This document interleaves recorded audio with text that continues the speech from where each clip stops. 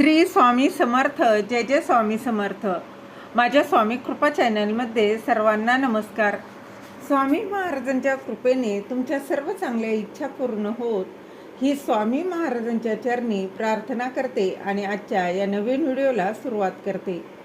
महादेवांच्या मंदिरात जाऊन शिवलिंगावर बेलपत्र अर्पण करणं व पिंडीवर अभिषेक करणं हे तर सर्वांनाच माहीत आहे. मात्र महादेवांच्या पिंडीसमोर जाऊन अनेक भक्त आपण पाहतो की 3 वेळा टाळ्या वाजवतात, म्हणजे 3दा टाळ्या वाजवतात. तर यामागचं कारण बघा अनेकांना अजूनही माहीत नसतं. त्यामुळे शिवलिंगाच्या समोर टाळ्या वाजवण्याचं महत्त्व, त्याचबरोबर त्याचे फायदे काय आहेत त्याचीच माहिती या व्हिडिओत मी तुमच्यासोबत शेअर करणार आहे. ते जाणून घेण्याआधी तुम्ही माझ्या चॅनलवर नवीन असाल तर सबस्क्राईब नक्की करा. तर भगवान शिवाचे आशीर्वाद मिळवण्यासाठी अनेक भक्त हे नियमितपणे शिव मंदिरात जातात आणि शिवलिंगावर जलाभिषेक करतात. प्रदोषकाळी भगवान शिवाची विशेष पूजा केली जाते आणि या काळात तुम्ही मंदिरात बघा काही भाविकांना शिवलिंगासमोर टाळ्या वाजवताना पाहिलं असेल. असं का केलं जातं, तर यामागील नक्की काय कारण आहे तेच आपण जाणून घेणार आहोत. त्याचबरोबर या 3 टाळ्या वाजवल्यानं शिवलिंगाच्या समोर टाळ्या वाजवण्याचं महत्त्व, फायदे ते सर्वच माहिती आपण या व्हिडिओत जाणून घेणार आहोत. तर बघा, सनातन परंपरेत टाळ्या वाजवणं हे केवळ उत्साह व्यक्त करण्याची बाब नाही, तर आरती, भजन आणि कीर्तनादरम्यान देखील आनंद, आदर आणि देवाशी संपूर्ण संवादाचं प्रतीक मानलं जातं. जेव्हा बघा भक्त टाळ्या वाजवून देवाची स्तुती करतात तेव्हा त्यांचं मन, वाणी आणि शरीर हे पूजेत एकाग्र होतं असं म्हटलं जातं. म्हणूनच बघा सामूहिक भजन असेल, आरती त्याचबरोबर भजनापासून ते आरतीपर्यंत टाळ्या वाजवण्याला विशेष महत्त्व आहे.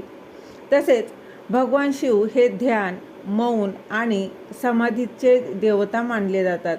तसेच ते नटराजच्या रूपातील दैवी ताल आणि सृष्टीच्या निनादाचे देखील ते स्वामी आहेत. त्यामुळे महादेवांच्या पूजेत ध्वनीला महत्त्वाचं स्थान आहे.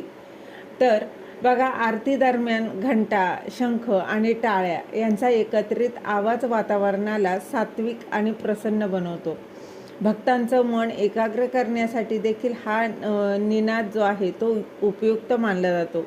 तर शिवलिंगासमोर टाळ्या वाजवण्याचा उद्देश हा भगवंताला जागृत करणं हा नाही, तर आपल्या आत दडलेली भक्ती, जागरूकता आणि सकारात्मक जी चेतना आहे ती जागृत करणं हा आहे.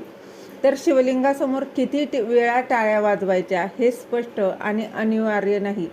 कोणत्याही प्रमुख शैव ग्रंथामध्ये हा मुद्दा देखील स्पष्ट केलेला नाही. तर बघा पूजेच्या वेळी टाळ्या वाजवणं ही एक भावनिक श्रद्धा आहे.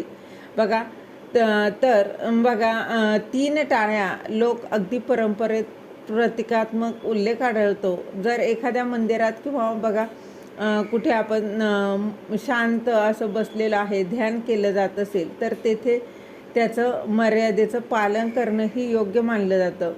तर 3 टाळ्यांचा अर्थ असा आहे की पहिली टाळी जी आहे ती मनातील अहंकार, राग, नकारात्मक विचारांना देवांच्या चरणी सोपवण्याची भावना असते. दुसरी टाळी म्हणजे भगवान शिवाला पूर्ण आदर, भक्ती आणि शरणागतीचं प्रतीक आहे. आणि तिसरी महत्त्वाची टाळी म्हणजे तुम्हाला, तुमच्या कुटुंबाला, समाजाला आणि संपूर्ण सृष्टीला आनंद, शांती आणि समृद्धी मिळो या प्रार्थनेसाठी असते. तर बघा शिवलिंगासमोर टाळ्या वाजवल्यानं मन पूजा आणि आरतीवर अधिक केंद्रित होतं. भक्ती, उत्साह आणि सकारात्मक भावना मनात प्रफुल्लित होतात. तुमच्या बघा कुठे तुमच्या आजूबाजूला सभोवती सकारात्मक वातावरण निर्माण होण्यास मदत होते आणि भक्तांचं लक्ष भगवान शिवावर अधिक केंद्रित असतं. तर ही होती ह्या 3 टाळ्यांचे फायदे. झालेली सेवा महाराजांच्या चरणी रुजू करते. श्री स्वामी समर्थ. धन्यवाद.